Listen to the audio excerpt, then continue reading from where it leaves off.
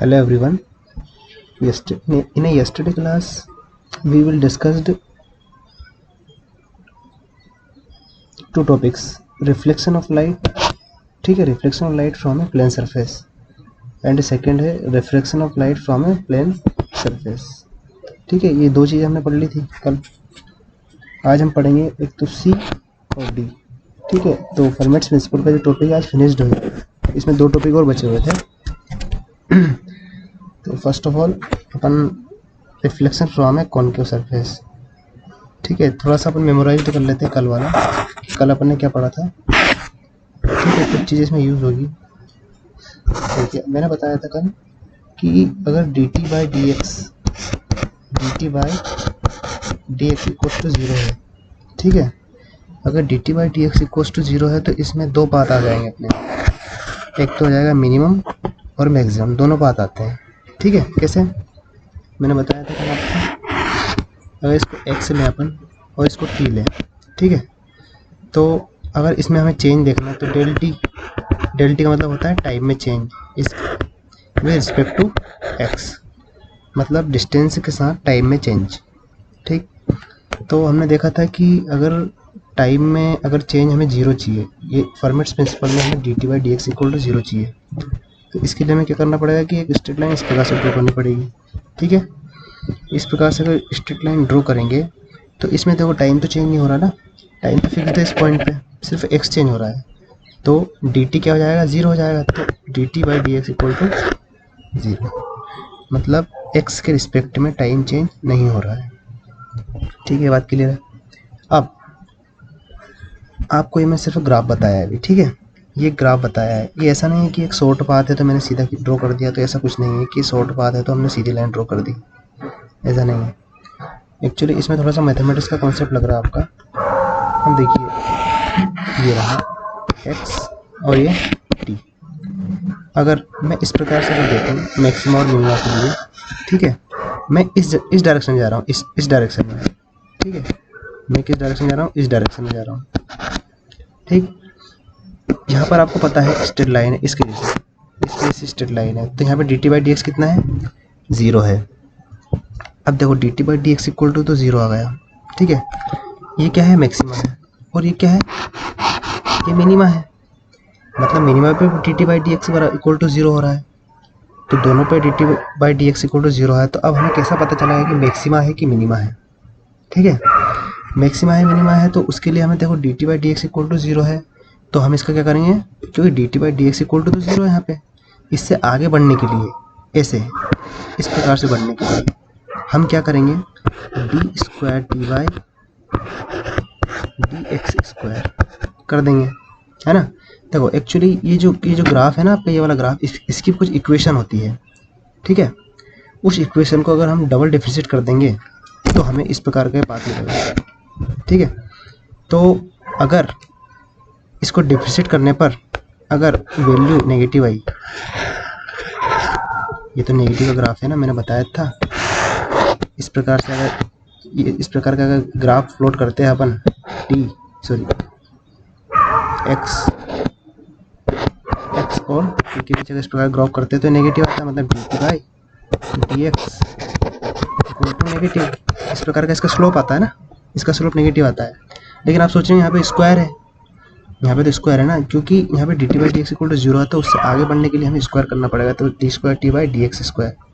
ठीक है, तो ये अगर नेगेटिव है तो हम ये बता सकते हैं कि यहाँ पर मैक्सिमा है, क्योंकि इसके आगे बढ़े ना अपन, इससे आगे बढ़े तो इस प्रकार का आएगा. ठीक है, तो यहाँ पे dt by d x equal to zero और यहाँ पे d square t by d x square negative आएगा, तो हम कह सकते हैं कि ये मैक्सिमम कंडीशन है. ठीक है, और अगर डी, अब देखो यहाँ पे भी ज़ीरो है dt बाई डी एक्स, तो इसका अगर D square t by d x square अगर ये पॉजिटिव है, मतलब ग्रेटर देन ज़ीरो, अगर ये पॉजिटिव है, धनात्मक है, ये ऋणात्मक था. ठीक है, ये धनात्मक है, तो अगर ग्रेटर देन है तो देखो ये तो मैक्सिमा के लिए थी. ठीक, और ये हो जाएगी आपकी मिनिमम, मतलब मिनिमम पाथ, और ये मैक्सिमम पाथ. मैक्सिमम मतलब अधिकतम और मिनिमम मतलब न्यूनतम. ठीक है, ये हो जाएगी कंडीशन आपकी मिनिमम के लिए. ठीक है, तो इसका मतलब इसके लिए तो नेगेटिव वैल्यू आनी चाहिए और इसके लिए पॉजिटिव वैल्यू आनी चाहिए। ठीक है, अगर कहीं भी कैलकुलेशन में पाथ के लिए नेगेटिव वैल्यू आ गई ना, तो पाथ मैक्सिमम पाथ होगा। ठीक, नेगेटिव वैल्यू आ गई। तो अगर कहीं पर पॉजिटिव वैल्यू आ जाती है, ठीक है, किसी इक्वेशन को सोल्व करने पे, किसी सब्सट्रैक्शन या फिर एडिशन करने पर कहीं पर भी अगर कोई सी इक्वेशन में अगर नेगेटिव वैल्यू आ जाती है, तो वो पाथ कौन सा होगा? मिनिमम पाथ होगा। ठीक है, ये बात क्लियर है? ठीक है, तो हम आगे बढ़ते हैं।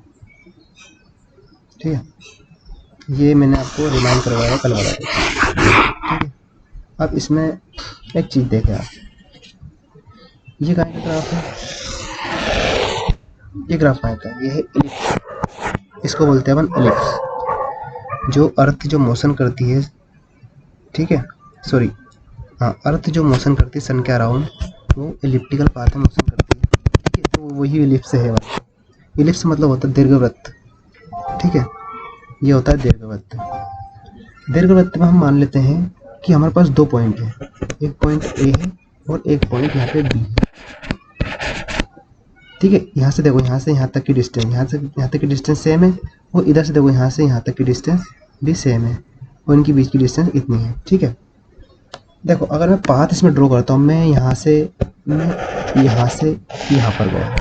ठीक है, यहाँ से यहाँ पर गया, ए टू बी गया मैं। ठीक है, इससे रिफ्लेक्ट होने के बाद मैं इधर गया। उसके बाद में क्या करता हूँ कि मैं इधर से इधर जाता हूँ। ठीक है, तो ये हो जाएगा ए ओ और ये हो जाएगा ओ डैश। ठीक है, ये ओ डैश। तो इसमें क्या होता है आपको पता है ना? एक बात बता दूँ, इसमें क्या होता है कि ए ओ बी पहला वाला path equal to A O dash B.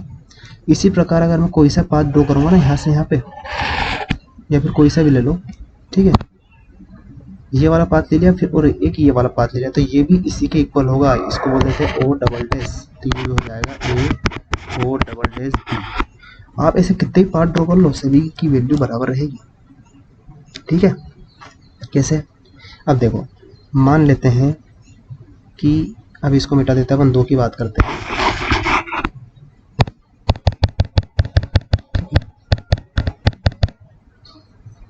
A O dash B, देखो इसमें देखो, अगर मैं इसको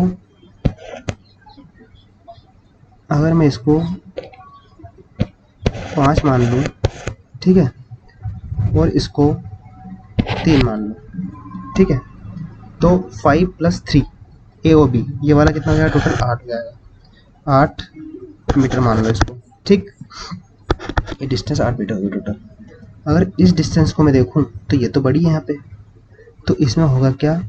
8 करने के लिए इसमें कर देंगे अपन 7 और ये हो जाएगी 8, तो ये हो जाएगा total 8 metre.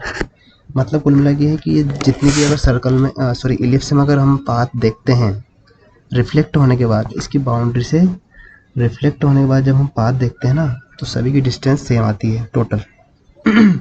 A O B dash equal to A O dash B, और अगर और भी हम इसमें पार्ट ड्रॉ करते तो सभी की वैल्यू सेम आएगी। ठीक है, तो आप ये कॉन्सेप्ट समझ गए ना? ठीक है, अब आगे बढ़ते हैं। अब मेन टॉपिक पे आ जाते हैं। ये वाला है, देखो एक मिरर है अपने पास, आपको पढ़ा होगा मिरर, है ना? ये मिरर है, ये मिरर है। ठीक है, ये मिरर है कॉनकेव मिरर, अवतल दर्पण। अवतल दर्पण आपको डॉक्टरों के पास मिलेगा। ठीक है, अवतल दर्पण डॉक्टरों के पास जो हेड पे जो लाइट जो मिरर लगा रहता है, वो एक अवतल दर्पण होता है। ठीक है, तो अवतल दर्पण में हमें ये देखना है, हमें देखना है कि इसमें जब लाइट अगर पॉइंट ए से पॉइंट बी रिफ्लेक्ट होती है और एक दूसरा पाथ ले लेते हैं ये वाला, तो इन दोनों में से लाइट कौन से पाथ में ट्रेवल करेगी, ये हमें अब निकालना है। ठीक है, मेरी बात समझ रहे हो ना? हमें ये चीज़ निकालनी है इसमें। ये हमें ओ मान लेते हैं। ठीक है, तो ए ओ बी और इसको मान लेते हैं ओ डैश, इसको मान लेते हैं बस सी मान लेते हैं, ठीक है, इसको मान लेते हैं बस सी, ठीक। तो ए ओ बी और ए सी बी, ठीक है, ये दोनों इक्वल नहीं होंगे, यह भी आपको पता चलेगा, ठीक है। तो इसे फाइंड आउट करने के लिए हम क्या करते हैं कि एक इलिप्स लेते हैं, ठीक है, इसमें एक इलिप्स लेते हैं हम, और उसमें उसके अंदर एक मिरर इस प्रकार से रख देते हैं, ठीक है। तो इसमें क्या होगा कि ए टू बी एक लाइट जा रही है, पहले तो इस प्रकार जा रही है ए ओ और बी, एक लाइट गई, और सेकंड लाइट गई अपनी ए सी और बी, इसको मैंने रेड लाइन से ड्रॉ किया है। इसका रीज़न क्या है, क्योंकि ये वाला जो पाथ ड्रॉ किया है ना मैंने, इसकी टोटल डिस्टेंस अगर देखें ना तो A O B is not equal to A C B, ये दोनों इक्वल नहीं रहेंगे, ठीक है, ये दोनों इक्वल नहीं रहेंगे, इसलिए मैंने डिफरेंट रेड लाइन से इसको ड्रॉ किया है। सेकंड देखें, ए डी बी, ठीक है, मतलब A O B equal to A D और बी, ये दोनों इक्वल होंगे, जो कि अभी इलिप्स से मैंने आपको बताया है ना, इलिप्स से मैंने क्या बताया, ए ओ बी और ए डी बी, इलिप्स में कोई से भी हम पाथ से जाएं रिफ्लेक्ट होके, वो दोनों पाथ सेम ही होंगे, ये भी मैंने आपको बताया था इसमें, ठीक है। तो अब हम क्या करते हैं कि हमें ए ओ बी और ए सी बी के बीच पार्ट डिफरेंस देखना है। पार्ट डिफरेंस का हिंदी मीनिंग होता है मार्ग अंतर। अगर इनमें मार्ग अंतर 0 हो जाता है, ठीक है, अगर इन दोनों पाथ में मार्ग अंतर, क्योंकि देखो ये लाइट ए ओ बी ये भी मिरर से रिफ्लेक्ट हो रही है, और ए सी बी ये भी मिरर से रिफ्लेक्ट हो रही है, ठीक है, लेकिन हमने एक बड़ा पार्ट ड्रॉ कर दिया ए डी बी, ये कंपेयर करने के लिए, ठीक है, कि लाइट कहीं ये वाला पाथ तो ट्रेवल नहीं कर रही है ए डी बी, ठीक है, इससे कंपेयर करेंगे। तो हमें क्या निकालना है, पार्ट डिफरेंस निकालना है दोनों में। तो पार्ट डिफरेंस का फॉर्मूला क्या होता है, डेल इक्वल टू, कौन सा लेंगे हम, ये वाला पार्ट लेंगे ए सी बी, हमें बड़ा कौन सा लग रहा है, ए C B minus A O B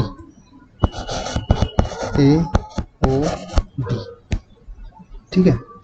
अब देखिए इसमें मैंने क्या बताया था कि अगर इसकी वैल्यू अगर नेगेटिव आ गई ना, तो कौन सा पाथ होगा, ये मैक्सिमम पाथ होगा, ठीक है।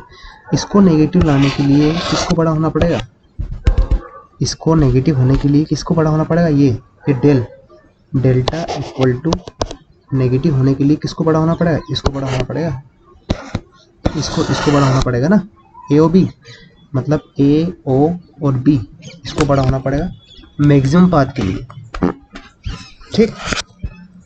तो और पॉजिटिव होने के लिए इसको बड़ा होना पड़ेगा ना, ठीक है। तो इसमें निकालते हैं अब हम डेल्टा, वापस से लिख देते हैं, again I write A C B minus A O B, ठीक है। देखो ये वाले पाथ तो बराबर है ना, A O B plus A D B, A O B plus A D B, इसको लिख लेते हैं हम A O B equal to A D B. इसको हम ऐसे लिख सकते हैं ना, इसको हम ऐसे डिवाइड कर सकते हैं, देखो ऐसे ऐसे ऐसे सेपरेट कर सकते हैं,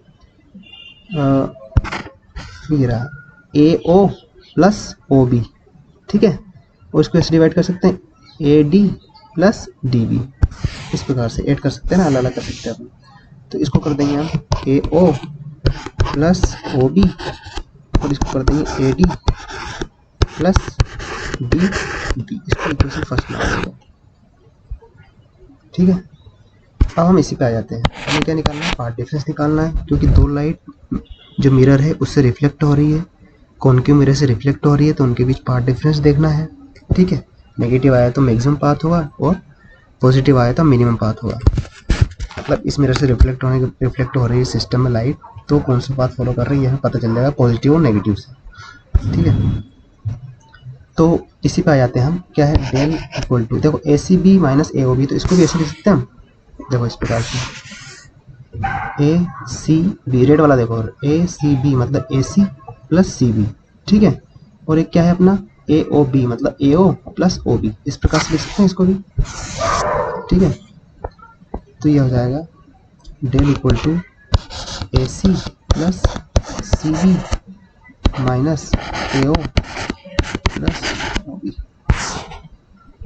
ठीक है।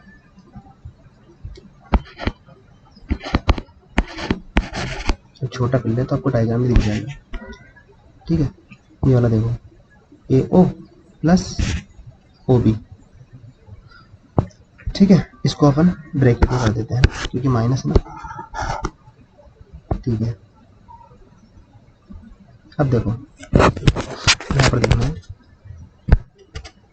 यहाँ पर देखना ए सी जो ए सी है ना, ए सी इसको हम ऐसे लिखते हैं कि A C sorry A D minus C D, अरे एक्चुअली देखो इसे देखो इस प्रकार से पाथ है और इसमें पॉइंट बीच में है, ऐसे एग्जांपल ले रहा हूँ मैं, ठीक है।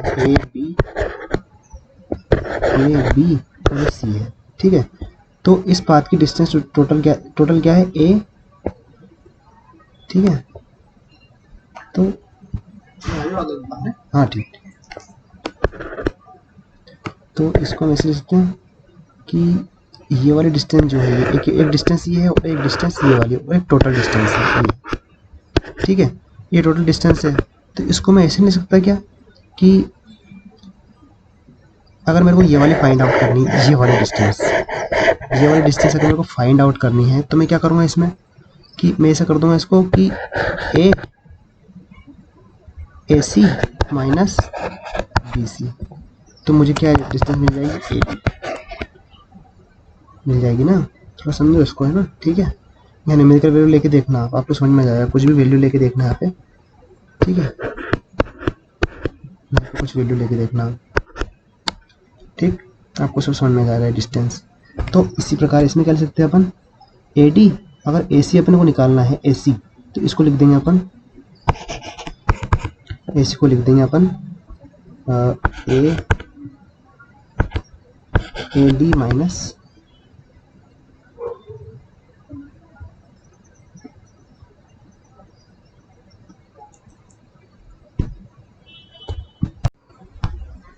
ठीक है ना। तो ये क्या हो जाएगा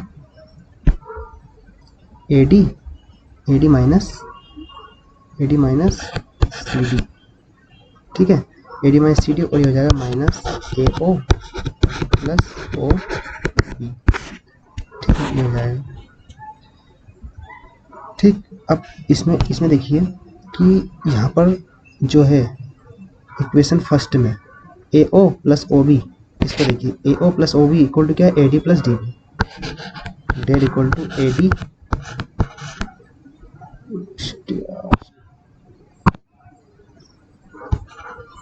A D minus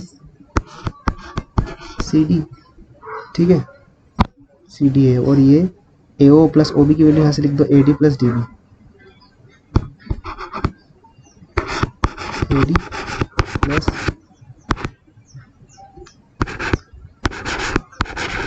D B, ये डी, ठीक है, ये डी बी हो जाएगा। तो del equal to A D minus C D minus इसका माइनस का मल्टीप्लाई कर दो अंदर, और ये माइनस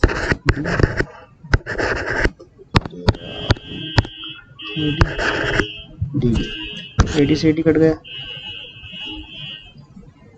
एक टर्म भूल रहे हैं, ठीक है, इसमें एक टर्म भूल गए अपन, कौन सी भूल गए हैं, देखो यहाँ पे क्या किया था अपन ने, यहाँ पे अपन ने क्या किया था कि A D minus C D किया था ना, एक्चुअली ये प्लस सी बी वाली टर्म भूल गया अपनी ये वाली, ठीक है, ये वाली टर्म लिखना भूल गया यहाँ पे, तो ये प्लस सी बी, और यहाँ पे भी जाएगा प्लस सी बी, और यहाँ पे भी जाएगा A D minus C D ना, और प्लस सी बी, तो इससे कट गया तो अब क्या क्या बचा अपने पास, देखो delta equal to minus C D, ठीक, minus C D plus C B और माइनस डी और बी। अब माइनस माइनस को अलग कर लेते हैं, हम एक साथ कर लेते हैं माइनस को, minus C D minus D B plus C B. अब देखो minus C D minus D B और एक टर्म है आपके पास यहाँ पे जाओ ग्राफ में। अब देखना कि पाथ मिनिमम होगा कि मैक्सिमम होगा।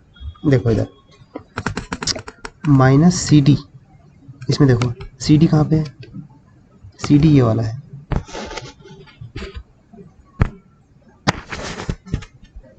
ये वाला पाथ देखो, सी लिखा है पे रेड लाइट से, सॉरी रेड पेन से, और ये सी डी ठीक है, ये वाला सी डी और minus D B, C D और डी बी जो एक्स्ट्रा पाथ लिया था ना हमने, ये वाला पाथ सी डी और डी बी, सी डी और डी बी अगर इसकी वैल्यू बड़ी है, क्योंकि ये हमने पाथ लिया था ना, ये सी डी डी बी ये ब्लैक वाला है और ये इसके बराबर था ना इलिप्स में, तो सी डी डी बी अगर इसकी वैल्यू बड़ी होगी ना, इसकी वैल्यू अगर बड़ी होगी तो नेगेटिव आएगा ना, क्योंकि सी बी तो छोटा रहेगा ना, सी बी देखो ये सी बी तो छोटा है ना, और अगर सी डी और D B, C D D B की वैल्यू बड़ी है, आप दिख ही रहा है यहाँ पे सी डी तो इतना सा है और सी डी डी बी इतना बड़ा है, तो इसका मतलब क्या है कि सी डी डी बी बड़ा होगा, यहीं पे दिख रहा है, ठीक है। तो अगर ये बड़ा होगा तो इसकी वैल्यू नेगेटिव आएगी, ठीक है, नेगेटिव आ रही है तो इसका मतलब आपको पता है कि पाथ कौन सा होगा, मैक्सिमम पाथ होगा, ठीक है, नेगेटिव आ रही है इसकी वैल्यू, तो इसका पाथ कौन सा होगा, मैक्सिमम पाथ ट्रेवल करेगी इसमें लाइट में, मतलब इसमें लाइट को ट्रेवल करने में सबसे ज़्यादा समय लगेगा, जो भी मैक्सिमम पाथ है ना, इसमें जितना मैक्सिमम पाथ ट्रेवल कर सकती है लाइट, वो इसमें ट्रेवल करेगी लाइट। इसका मतलब क्या है कि जो रेड लाइन से पाथ ड्रॉ किया ना मैंने, ये छोटा पाथ है, मतलब इसमें समय कम लग रहा है, और जो ए ओ बी जो पाथ है ना, इसमें समय ज़्यादा लग रहा है, ठीक है, समझिए बात। तो हमें नेगेटिव आ रहा है टोटल कैलकुलेशन के बाद, यहाँ पे वैल्यू क्या आ रही है, नेगेटिव, और कौन सी आ रही है वो, सी डी और डी बी के कारण, ये सी डी और डी बी, और सी डी और डी बी वाला जो ब्लैक लाइन है वो तो इसी के बराबर था ना, मैंने बताया था इलिप्स में इसी लाइन के बराबर था ये वाला, यहाँ देखो ये लिखा है, यहाँ लिखा है, ये तो इसी के बराबर है ना, तो इस कारण से अगर ये बड़ा है तो इसका मतलब ये वाला पाथ बड़ा होगा, यहाँ पे देखिए ये वाला पाथ बड़ा है, मतलब डेल्टा इक्वल टू नेगेटिव आएगा इसका, ठीक है। इसका मतलब यहाँ पे देख लीजिए मैंने पार्ट डिफरेंस बताया था ना स्टार्टिंग में आपको,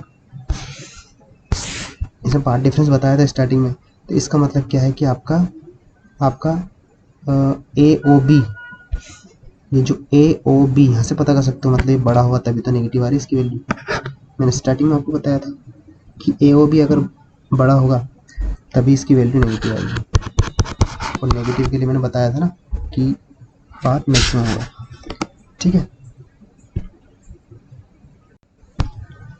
ठीक है। इसमें आप कैलकुलेशन को सही से देखना एक्चुअली, है ना, एक बार नहीं तो 2 बार इस वीडियो को देखना तभी समझ में आएगा, नहीं तो नहीं आएगा समझ में सही से आप, ठीक है, सही से अलग से एक पेज में इसको ड्रॉ करना, उसके बाद देखना कि मैंने क्या है, ठीक है।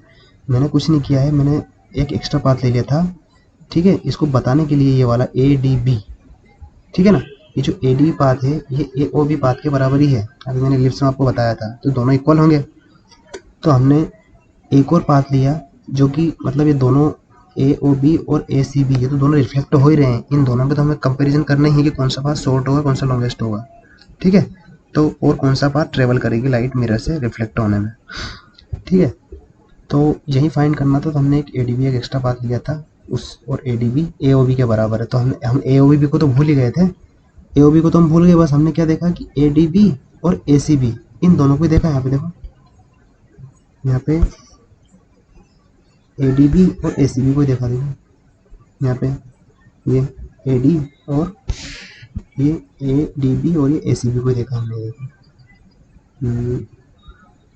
यहाँ पर किया था हमने, यहाँ पर किया था कुछ A D plus D B, देखो क्योंकि यहाँ पे A O plus O B की वैल्यू हमने यहाँ पुट की ना, ये वाली, तो AD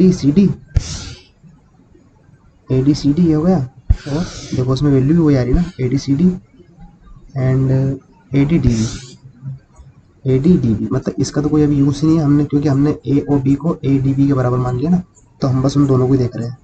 और फिर बाद में जो भी ADB की जो वैल्यू अगर नेगेटिव आ रही है ना उसमें, ये वाली, ये देखो ADB में जो CD और CB है ना, सॉरी CD और DB है ना, इसमें देखो, इसमें CD और DB है ना, अगर ये बड़ा है CB से अगर बड़ा है, नेगेटिव आ रहा है देखो, और प्लस CB, तो पाथ कौन सा होगा, मैक्सिमम पाथ होगा इसमें नेगेटिव के लिए।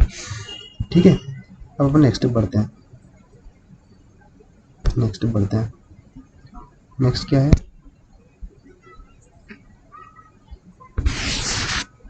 नेक्स्ट हमारा था, हमने ये 3 चीज़ें पढ़ ली अभी तक। अब लास्ट बचा 4th, reflection from a convex surface. ठीक है, कॉन्वेक्स सरफेस या कॉन्वेक्स मिरर भी लिख सकते हैं, सरफेस मिरर ही होता है। ठीक है, इन्होंने मिरर को सरफेस बोला है। तो इसमें देखो, इसमें भी ऐसे हो रहा है, कॉन्वेक्स मिरर का डायग्राम इस प्रकार से होता है। ठीक है, ये कॉन्वेक्स मिरर, ये आपकी गाड़ी की हेडलाइट में लगा होता है, सॉरी जो साइड मिरर होता है बाइक्स में, उसमें ये वाला मिरर यूज़ करते हैं। ये वाला उत्तल, इसे बोलते हैं, हिंदी में बोलते हैं उत्तल दर्पण। ये वाला मिरर हम बाइक्स या कार्स में यूज़ करते हैं। ठीक है, तो अब इसमें भी रिफ्लेक्ट हो रही है लाइट, और इस प्रकार हमने एक इलिप्स ले लिया इसी में भी। ठीक है, तो इसमें देखो मैंने ब्लैक लिया है। ठीक है, एक्चुअली मैं रुकना है,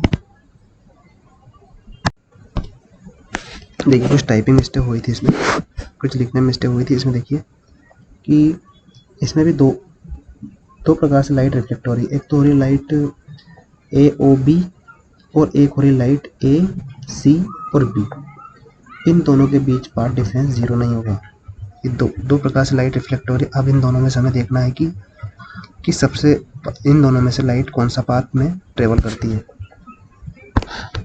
डेल्टा इक्वल टू, अब देखो लार्जेस्ट पाथ कौन सा, ACB, तो हम ACB ले लेते हैं, हमें लग रहा है कि ACB बड़ा है। और एक ले लेते हैं AO, हमें इन दोनों को तभी देखो हमने उसी को लिया है जिसमें AOB जो मिरर से रिफ्लेक्ट हो रही है। ठीक है, ये एक इलिप्स के अंदर भी हमने एक पाथ एक्स्ट्रा ड्रॉ किया है कंपेयर करने के लिए, है ना, जो कि AOB के बराबर है। देखो ये है AOB इक्वल टू हो जाएगा AD और B। ये देखिए AD, ADA और AB, ADB और AOB बराबर है इलिप्स के लिए। ठीक है, और एक है पाथ ACB। ठीक, अब वैसे का वैसे कर देते हैं हम। देखो अगर इसमें से, इन दोनों में से अगर ACB की वैल्यू अगर ग्रेटर आती है AOB से, इस AOB से अगर ग्रेटर आती है, तो हम कहेंगे कि वैल्यू पॉजिटिव आ रही है, और पॉजिटिव आ रही है। ठीक है, पॉजिटिव आ रही है तो पाथ कौन सा होगा, पॉजिटिव के लिए पाथ होता है मिनिमम। ठीक है, अगर डेल इक्वल टू डेल्टा जो पाथ डिफरेंस है ये वाला, अगर ये पॉजिटिव आया है तो पाथ कौन सा होगा, मिनिमम होगा। इसका मतलब लाइट कौन सा पाथ ट्रेवल करेगी, ACB। ठीक, क्योंकि ACB की वैल्यू ज़्यादा आ रही है ना। ठीक है, अब हम बढ़ते हैं, डेल्टा इक्वल टू, इसको हम लिखते हैं ACB को हम लिखते हैं AC plus CB, AC plus CB। ठीक है, माइनस, इसको लिखते हैं AOB, इस पाथ को AO plus OB, AO plus OB, इस प्रकार से लिख सकते हैं। और इसको लिखते हैं हम AO plus OB equal to AD plus B। ये डायग्राम में देख लेना। ठीक है, इसको इक्वेशन दे देते हैं, जो नाम दिया था पहले वो दे देते हैं। अब देखो AO plus OB equal to AD plus DB, ये वैल्यू पुट कर देते हैं। तो हो जाएगा AC प्लस CV, ठीक है। हो जाएगा माइनस AO प्लस OB की वैल्यू पुट कर दो, AD प्लस DB, ठीक है। अब हम क्या करते हैं, जो AC प्लस CV इसको देख लेते हैं पहले, ठीक है। देखो हम AC को क्या लिख सकते हैं, AC, इसमें AC देखो, ये जो AC है ना, AC को हम सकते हैं AD plus DC, AD plus DC, AC को हम लिखते हैं AD, ठीक है। ये थोड़ा ओ मत मार लेना, D, AD प्लस DC और प्लस CV तो है साथ में, ठीक है ना, कंफ्यूज नहीं होना, माइनस AD माइनस EB, ठीक है। अब इसमें क्या क्या कट रहा है, AD से AD कट रहा है, डेल्टा इक्वल टू, देखो अब क्या क्या है इसमें, क्या है, पॉजिटिव वैल्यू नेगेटिव, सब दोनों पॉजिटिव वैल्यू को अलग अलग कर लो, मतलब BC plus CB minus DB, ठीक है। अब इसमें डायग्राम में आया थोड़ा सा, कहाँ है DC plus CV, DC plus CV देखो सेम टू सेम आ रहा है, DC प्लस CV, ये बात क्या है, ये बात क्या है, यहाँ पे सबसे बड़ा बात है, ठीक है। यहीं पे दिख रहा है देखो, DC plus CV, DC plus CV बड़ा है, और DB, ये जो देखो DB छोटा है, इसका मतलब इसकी वैल्यू क्या आएगी, पॉजिटिव आएगी। और पॉजिटिव के लिए कौन सा पाथ होता है,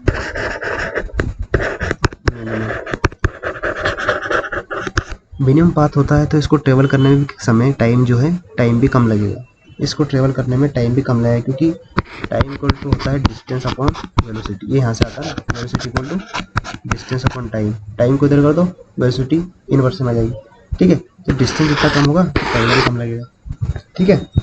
तो ये आ जाएगा अपना पॉजिटिव, ठीक है। तो इसका मतलब ये है कि उत्तल दर्पण, कॉन्वेक्स मिरर में जब लाइट, इस सिस्टम में जब लाइट रिफ्लेक्ट होती है, इंसिडेंट होने के बाद रिफ्लेक्ट होती है, मतलब इंसिडेंट और reflect point A two point B जाती है, तो समय सबसे कम लगता है, ठीक है। मतलब लाइट उसी पाथ को ट्रेवल, उसी पाथ में ट्रेवल करेगी जिसमें कि टाइम सबसे मिनिमम लगता है, उसी पाथ में ट्रेवल करेगी इन ए कॉन्वेक्स मिरर।